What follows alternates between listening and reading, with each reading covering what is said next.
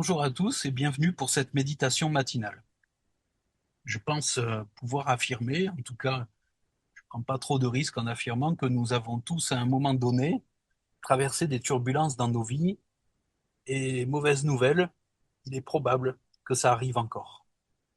Les épreuves, personne ne les invite, elles arrivent souvent sans prévenir. On avait prévu une belle journée avec tout un programme, mais voilà que le téléphone sonne pour nous annoncer une mauvaise nouvelle. Ou alors un rendez-vous qui ne se passe pas comme prévu, une facture qui arrive au mauvais moment, une porte qui se ferme alors qu'on priait justement pour qu'elle s'ouvre. Et là, on se demande, Seigneur, mais qu'est-ce qui se passe? La Bible, vous le savez, a été écrite par des hommes, mais inspirée par Dieu. Elle est donc parole de Dieu. Et elle ne nous vend pas une vie chrétienne où tout est facile. Jésus n'a jamais dit, suivez-moi et vous n'aurez plus aucun problème. Au contraire, il nous prévient. Vous aurez des tribulations dans le monde, mais prenez courage, j'ai vaincu le monde. Autrement dit, les tempêtes existent, mais la différence quand on marche avec le Sauveur, c'est que les épreuves n'ont pas le dernier mot. Bien sûr, on aimerait tous, et c'est humain, que Dieu fonctionne comme on l'entend. On prie 5 minutes et la solution au problème arrive toute cuite, sur un plateau, prête à être consommée, mais ce n'est pas comme ça que Dieu agit. Parfois, il nous fait traverser la vallée, la sombre vallée. Dans le psaume 23, il est écrit quand je marche dans la vallée de l'ombre et de la mort. Il n'est pas dit si je passe par la vallée. Il est dit que la vallée fait partie du voyage. Mais le verset ne s'arrête pas là. Il continue en disant je ne crains aucun mal car tu es avec moi. Notre paix ne vient pas de l'absence de problème, elle vient de la présence de Dieu. Regardez Pierre, il est dans une barque au milieu de la tempête. Jésus lui dit viens, et Pierre fait quelque chose d'incroyable, il marche sur l'eau. Mais, et vous le savez, à un moment, il regarde les vagues, il entend le bruit du vent, il regarde les circonstances et il commence à couler. Nous sommes, nous aussi, parfois un peu comme ça. On peut chanter la fidélité de Dieu le dimanche matin et dès le lundi, un problème, un petit caillou va venir enrayer notre conviction de la veille. Nous avons tendance à regarder les vagues plus longtemps que Jésus. Et pourtant, qu'est-ce que fait Jésus? Est-ce qu'il dit à Pierre, débrouille-toi, tu n'avais qu'à rester dans la barque? Non, il lui tend la main. C'est ça la grâce. Même quand notre foi vacille, la main de Jésus reste tendue. Il y a une chose que les épreuves révèlent, ce sur quoi nous nous appuyons vraiment. Quand tout va bien, il est facile de dire j'ai confiance en Dieu, mais c'est souvent dans la tempête que notre foi prend racine.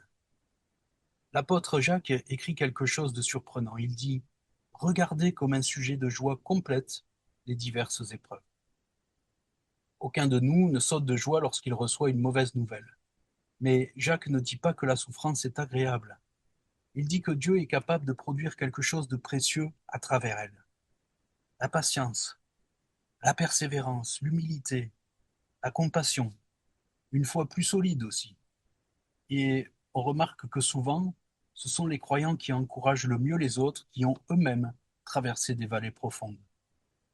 Ils le font souvent mieux parce qu'ils savent que Dieu ne nous abandonne pas.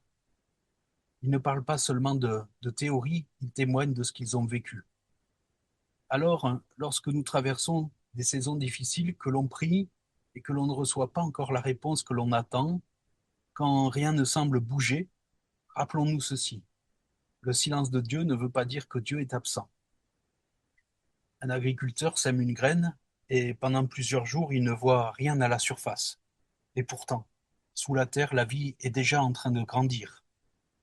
Il en est souvent ainsi avec le Seigneur.